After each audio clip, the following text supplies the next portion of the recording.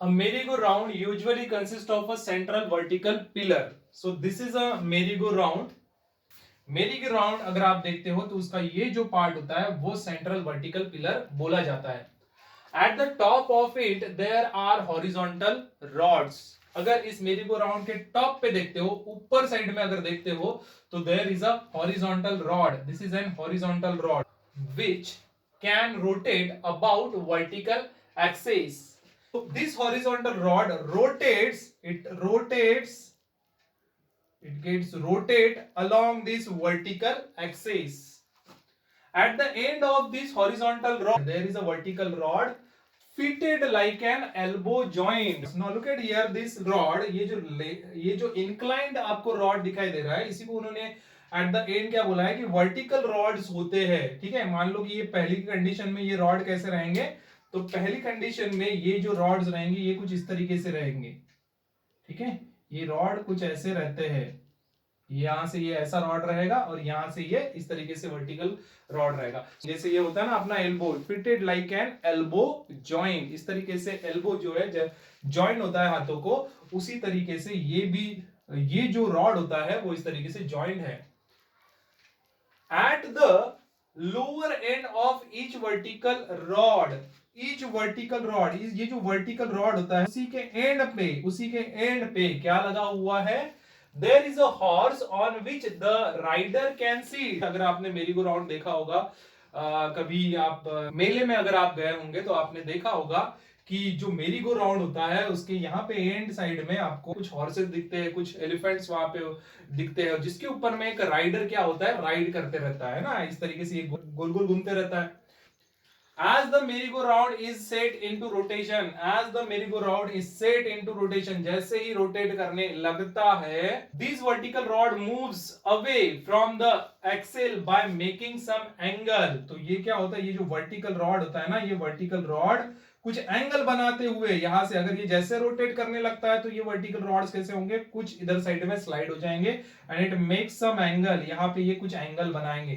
ठीक है, with the vertical के साथ में कुछ एंगल बना देते हैं. The figure shows vertical section. This figure shows a vertical section. ये फिगर क्या शो कर रहा है, इस तरीके से मेरी गो राउंड का एक वर्टिकल सेक्शन आपको शो कर रहा है. In which the initially vertical rods, ये होते हैं initial vertical rods, are inclined with the vertical at 37 degree. ये जो थीटा कितना है, ये 37 डिग्री पर बन रहा है यहाँ पे. This theta is what, this is 37 degree. Okay, during rotation, ये जब रोटेट होता है, ये जब रोटेट हो रहा है तो क्या करना है हमें क्या करना है, calculate the frequency of rotation of the मेरी गो राउंड.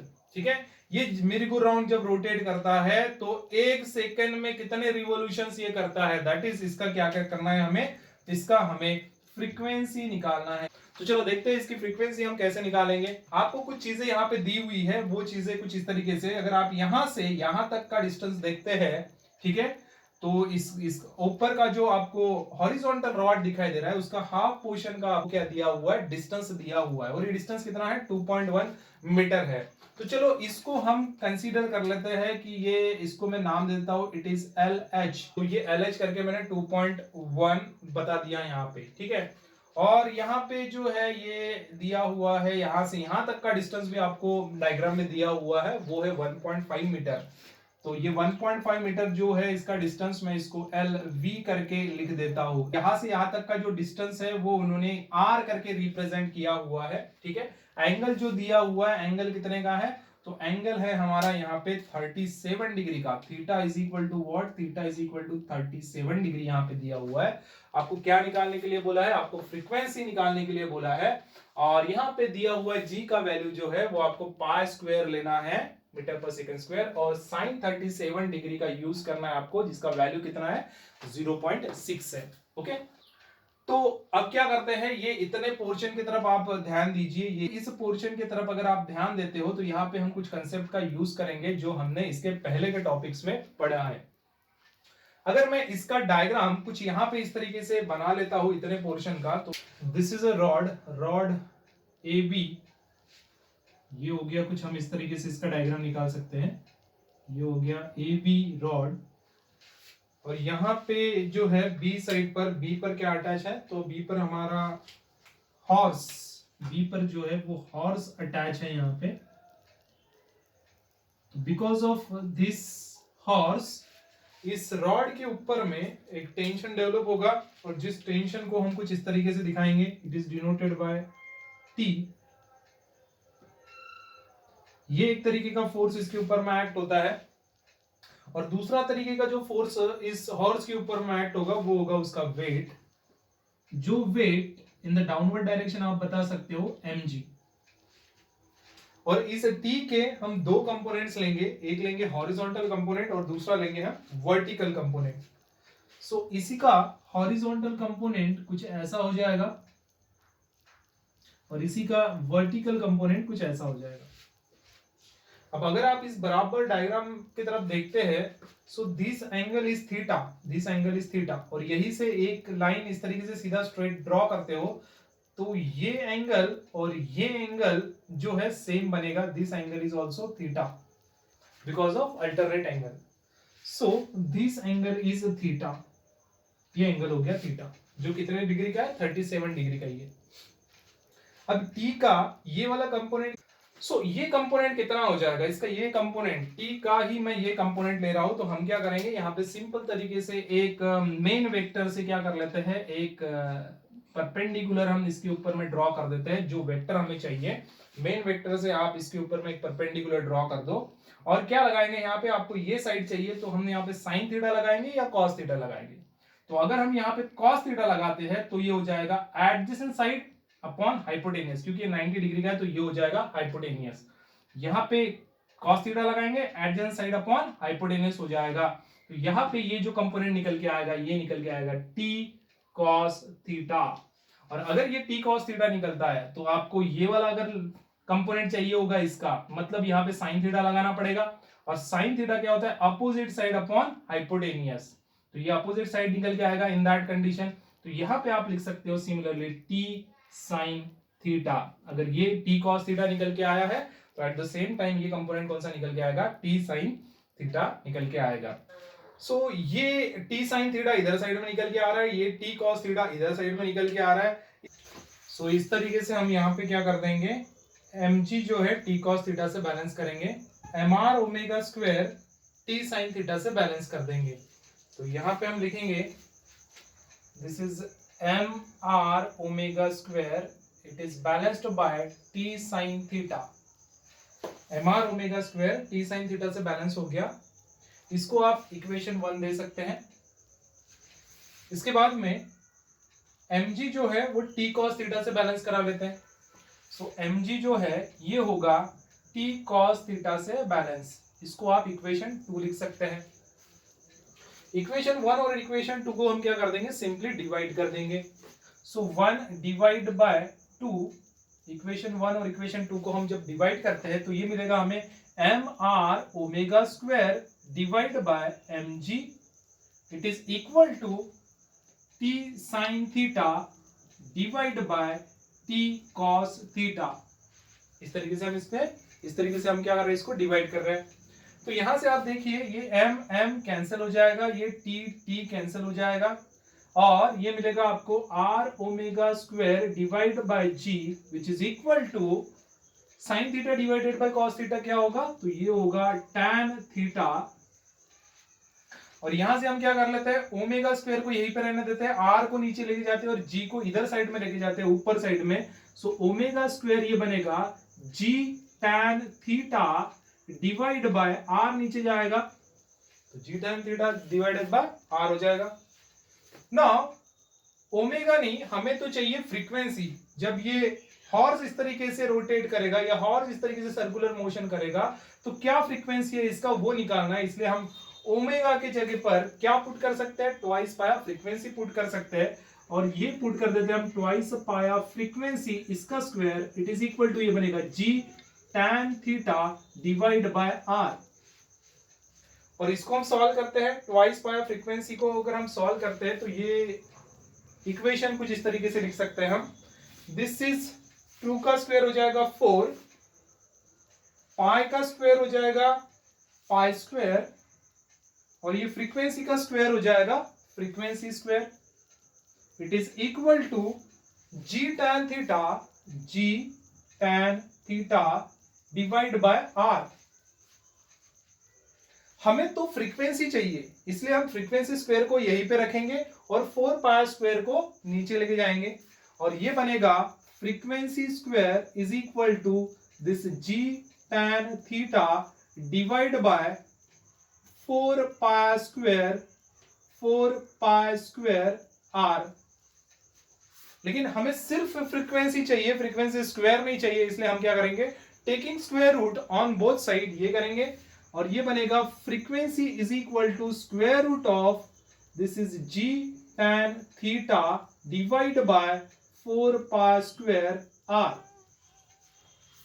अब अगर हम g की वैल्यू इसमें पुट कर देते हैं, थीटा की वैल्यू पुट कर देते हैं, तो हमें आगे का इक्वेशन मिल सकता है। ये कुछ इस तरीके से हम लिखेंगे, frequency is equal to, we know that g की वैल्यू हमें क्या लेना है, तो पाई स्क्वायर लेना है। यहां पे पाई स्क्वायर हम पुट कर देते हैं। tan थीटा, अभी थीटा का वैल्यू हमें क्या लेना है, तो थीटा हमें बोला गया कितना है, 37 डिग्री का है। तो यहां पे हम पुट करेंगे tan of 37 degree divide by this is 4 pi square multiplied by r. तो इस तरीके से पाई स्क्वायर कैंसल, तो इक्वेशन बनेगा frequency is equal to square root of tan 37 degree divide by 4r। So tan 37, ये तो आप डायरेक्ट लॉग टेबल का सहारा लेके निकाल सकते हैं। आपको tan 37 निकालने का, आपको किताब में अगर देखोगे तो tan थीटा की वैल्यू निकाल के दी हुई है, जो कि थोड़ा सा फॉर्मूलेज लगा के दिए हुए हैं। उतना सब कुछ करने की कोई जरूरत नहीं है। tan 37 डिग्री आप सीधा सीधा लॉग टेबल से देख लीजिए, लॉग टेबल से उसका वैल्यू आप पुट कर सकते हैं। सो यहाँ पे आप देख सकते हैं tan का आपको इधर साइड में देखना है 37 में, और लेफ्ट हैंड साइड में जब देखोगे तो इसमें वैल्यू देखना है 37, और 37 का कहाँ पे देखना है, तो जीरो में देखना है। सो 37 का जो जीरो में निकल के आता है ये 0.7536। So frequency is equal to square root of 0.7536 divided by 4r।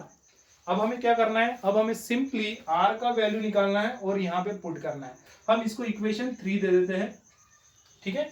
और 3 को सॉल्व करने के लिए हमें सबसे पहले r निकालना है। तो इसके लिए हम क्या करेंगे, लिख देते हैं यहाँ पे टू फाइंड r, ठीक है। r की वैल्यू कैलकुलेट करने के लिए हमें क्या करना पड़ेगा, r is equal to this, r is equal to LH plus LH dash, ये करना पड़ेगा। So it is LH plus LH dash. इन दोनों का जब हम एडिशन करेंगे तो हमें R मिल जाएगा। हमें LH की वैल्यू तो पता है, जो कि कितना है, 2.1 मीटर है। तो यहाँ पे R इज इक्वल टू 2.1 ये हो जाएगा, प्लस LH डैश कितना है, LH डैश यहाँ से यहाँ तक का वैल्यू कितना है वो हमें नहीं पता। तो इसके लिए हम क्या करेंगे, ये सिंपल सा ये ट्राइंगल हम सिलेक्ट कर लेते हैं और यहाँ पे जो थीटा है यहाँ पे हम साइन थीटा अप्लाई कर देते हैं, सो दैट हमें अपोजिट साइड मिलेगा, मतलब LH डैश मिल जाएगा। तो ये डायग्राम, मैं छोटा सा डायग्राम जो है इसका यहाँ पे बना लेता हूं। ये ले लेते हैं वो डायग्राम, इसको हम नोटेशन कर देते हैं OAB, ठीक है। हमें ये वाला साइड चाहिए यहां से यहां तक का, जो कि है LH डैश, ये वाला साइड चाहिए। इसका जो वैल्यू है, ये वैल्यू है LV, जो कि 1.5 दिया हुआ है मीटर यहां से यहां तक का। और ये जो एंगल है, ये एंगल है हमारा थीटा, यहां से यहां तक का जो एंगल है, दिस एंगल इज थीटा। अगर हम यहाँ पे साइन थीटा लगा देते हैं तो अपोजिट साइड के हिसाब से आपको LH डैश का वैल्यू मिल सकता है। तो लगा देते हैं यहाँ पे साइन थीटा।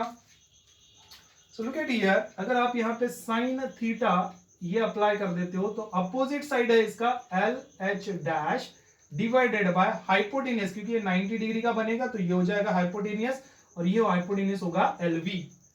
सो यहां से LH dash is equal to ये बनेगा LV साइन थीटा, और यहां से आप निकाल सकते हैं LH dash is equal to LV कितना है, तो LV जो है ये है 1.5 multiplied by sine of theta कितना है, तो थीटा है 37 डिग्री, यहां पे आप लिख सकते हैं 37 डिग्री।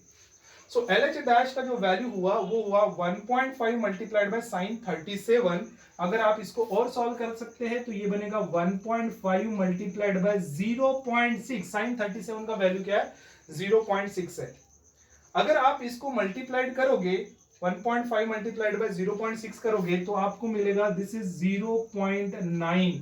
सो LH डैश का जो वैल्यू है कैलकुलेट करके आप देखेंगे तो आपको मिल जाएगा 0.9 मीटर। तो LH डैश का वैल्यू जो है हम यहां पे पुट कर देते हैं, वो रहेगा 0.9। अब अगर 2.1 को और 0.9 को अगर आप ऐड करते हो तो आपको इसका आंसर मिलेगा दिस इज 3.0। ऐड करके देख लीजिएगा, इसका आंसर मिलेगा आपको 3.0। That is nothing but r is equal to 3 metre. 3 metre r का वैल्यू आपने निकाल लिया है। बस ये r का वैल्यू आपको क्या करना है, इस इक्वेशन में पुट करना है। सो यहां पे लिख देते put the value of r in equation 3। Third वाले इक्वेशन में हम r का वैल्यू पुट करते हैं तो क्या मिलेगा हमें equation? Therefore equation becomes frequency is equal to, ये हो जाएगा 0.7536 डिवाइड बाय 4 मल्टीप्लाइड बाय 3। अब हम क्या करेंगे, अब हम सिंपली कर देते हैं इस 3 से इसको डिवाइड। 3 से जब आप इसको डिवाइड करोगे तो ये आपको मिलेगा frequency is equal to square root of this is 3, ये आएगा 0.326, ठीक है, और ये 3 5 15, अगेन 3 1 3 और ये 3 2 6 डिवाइड बाय 4, इस तरीके से रहेगा। अब इसी को आगे बढ़ाते हुए हम इसको क्या लिखते थे, 0.2516 को it is nearly equal to, ये हम लिख रहे हैं frequency it is equal to square root of, और ये जो वैल्यू है 0.25 इसको मैं नियरली इक्वल टू 0.25 लिख सकता हूं, डिवाइड बाय क्या कर दूंगा 4, ठीक है, and it is equal to square root of, आप इसी वैल्यू को लिख सकते हैं 25 डिवाइडेड बाय 100, क्योंकि पॉइंट जो है 2 डिजिट के इधर साइड में है तो इसलिए आप इसको डिवाइड बाय 100 लिख सकते हैं, डिवाइड बाय ये हो जाएगा 4 and it is equal to square root of, ये हो जाएगा 25 डिवाइड बाय 4 मल्टीप्लाइड बाय 100। और हमें पता है 25 जो है 100 से किस तरीके से डिवाइड होता है, सो 4 यहां पे आएगा, it is equal to square root of this is 1 divided by 4 multiplied by 4, और 4 मल्टीप्लाइड बाय 4 मतलब हो जाएगा, ठीक है, ये स्क्वायर रूट के बाहर में निकल के आएगा, इट इज 1/4, तो आप इसको लिख सकते हैं square root of this is 1/16, और 1/16 मतलब होगा 1/4, और इसी तरीके से 1/4 को आप क्या लिख सकते हैं, इट इज 0.25, 1/4 को डिवाइड करके देख लेना, ये मिलेगा 0.25, तो फ्रीक्वेंसी कितना हुआ 0.25 हर्ट्ज। सो मेरी गो राउंड में ये जो हॉर्स है, बाकी सब कंडीशन एंगल 37 से ये इंक्लाइंड होता है, तब ये जब सर्कुलर मोशन कर रहा है वो हॉर्स, तो उसका फ्रीक्वेंसी क्या निकल के आ रहा है, तो उसका फ्रीक्वेंसी निकल के आ रहा है 0.25 हर्ट्ज। 1 सेकेंड में वो 0.25 इतने चक्कर वो लगा लेता है। सो आई होप स्टूडेंट्स आपको ये न्यूमेरिकल समझ में आया होगा, और अगर पसंद आया होगा तो आप वीडियो को लाइक करिए। इसके अलावा अगर ये वीडियो आपको इंफॉर्मेटिव लगता है तो आप अपने फ्रेंड के साथ में भी शेयर करिए जिनको न्यूमेरिकल्स में डिफिकल्टी जाती होगी, और अदर कोई न्यूमेरिकल्स आपको समझना होगा तो आप प्लीज कमेंट में आप लिख के बता दीजिए, तो अदर न्यूमेरिकल्स भी हम क्या करेंगे इसी तरीके से with the help of diagram और अच्छे कैलकुलेशन के हिसाब से हम इसको सॉल्व करेंगे। तो आज के लिए इतना ही, थैंक यू।